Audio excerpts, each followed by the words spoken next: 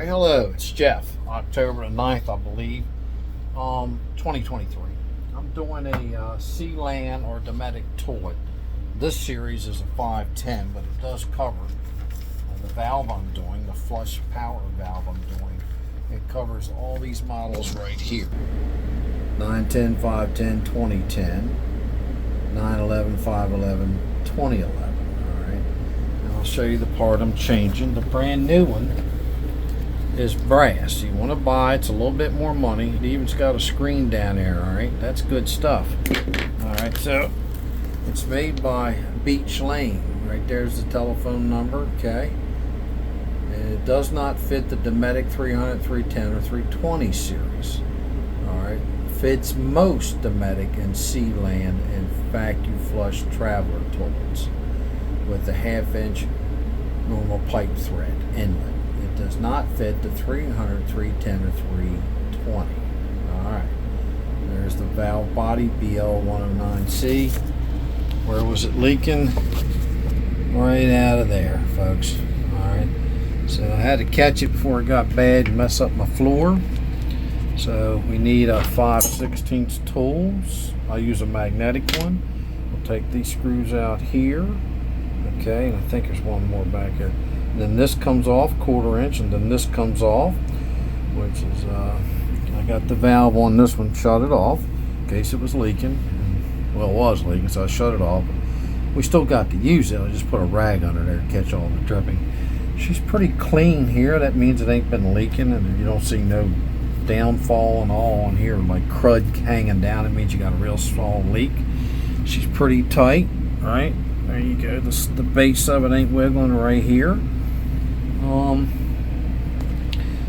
Put the tape on pause, the video, and then I'm going to show you where I took it off. So I showed you the tools that we need, so I'll be back in a little bit. Alright, so here we go. It's off. Alright, there's your system. There's a spring in there. If you took that screw out, there'd be a spring and all in there. That's not leaking, so I'm not messing with it. Here's the new one. There's the old one, kind of where it was leaking out of, pretty cruddy. What do you want?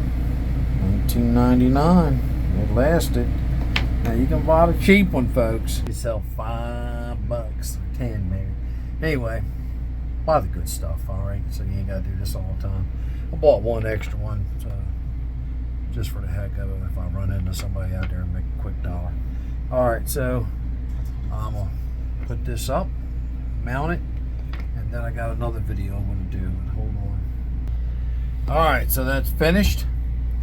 Alright, remember you need a 1/4 inch 6-point and a 5/16, and that'll get pretty much everything done there is. Alright, if you want to get really bold, go ahead and change the vacuum valve that's in the back of the tool.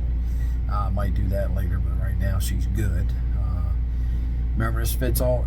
That manufacturer of toilet valves makes quality valves for every toilet out there. Alright, for RVs. Yeah, they cost a little more, but they're made of brass. They have inlet screens. Quality is where it's at, folks, so you don't have to do this that often. This one is 20-some years, 99, 23 years old, going on 24. Just like my batteries, I had to change them out. They've got 14 years out of them. I know, I did a video on that. Y'all don't believe me. But anyway, thank you very much, Jeff from RV Diagnostics. That was changing out a flush valve, flow control valve that turns the water on and off. Years later, I put a shut-off valve right there. I would advise you to do that in case the toilet messes up. You can shut it off. All right. So, thank you very much, Jeff from RV Diagnostics. What's the motto? Test not guess. All right. Thank you very much. Safe travels. Well, I forgot that one. Safe travels, and may your campfire burn bright till we meet again. Where are we going to meet? At the campground, at the filling station, getting gas or diesel.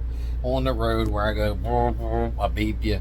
And like I said, here at the school, if you want to come, I got a mini campground in the back, 50 amp water and sewage. So stop on by just to say hello. Thank you very much, Jeff from RV Diagnostics.